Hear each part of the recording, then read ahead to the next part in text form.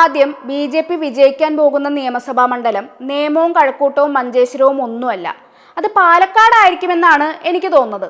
Sitting MLA ആയിട്ടുള്ള രാഹുൽ മാങ്കൂട്ടത്തിനെതിരായ ലൈംഗിക പീഡന കേസുകളിൽ നടപടിയെടുത്തത് ഇടതുപക്ഷ സർക്കാരാണെങ്കിലും അതിന്റെ ഗുണം ലഭിക്കുക മണ്ഡലത്തിലെ 2ാം സ്ഥാനത്തുള്ള BJPക്കായിരിക്കും.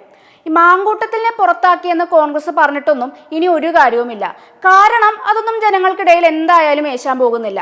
മാത്രമല്ല, രാഹുൽ മാങ്കൂട്ടത്തിൽ സ്വതന്ത്രനായിട്ട് മത്സരിക്കാൻ പോകുന്ന ഒരു പശ്ചാത്തലത്തിൽ അയാൾ ഈ അവസ്ഥയിലും പിന്തുണയ്ക്കുന്ന വിഭാഗങ്ങളുടെ വോട്ടുകളും പോകാൻ പോകുന്നതും എന്തായാലും കോൺഗ്രസിന്റെ പെട്ടിയിൽ നിന്ന് തന്നെയായിരിക്കും.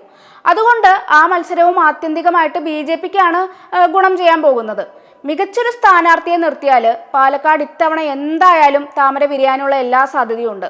കഴിഞ്ഞ ഉപതെരഞ്ഞെടുപ്പിൽ 18,724 വോട്ടുകളുടെ ഭൂരിപക്ഷത്തിനാണ് രാഹുൽ മാങ്കൂട്ടത്തിൽ വിജയിച്ചിരുന്നത്.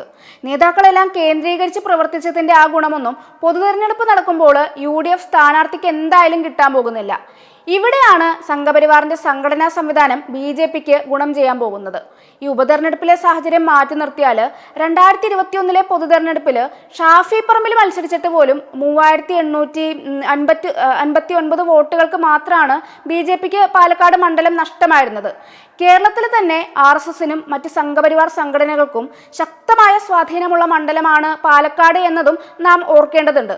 പുതിയ രാഷ്ട്രീയ വിവാദങ്ങളുടെ പശ്ചാത്തലത്തിൽ പ്രധാനമന്ത്രി നരേന്ദ്രമോദി അടക്കമുള്ളവർ ഇവിടെ തെരഞ്ഞെടുപ്പ് പ്രചരണത്തിന് എത്തുക കൂടി ചെയ്യുന്നതോടെ ആ ഒരു മണ്ഡലത്തിന്റെ ഗതി തന്നെ മാറാനുള്ള എല്ലാ സാധ്യതയും നിലവിലുണ്ട്.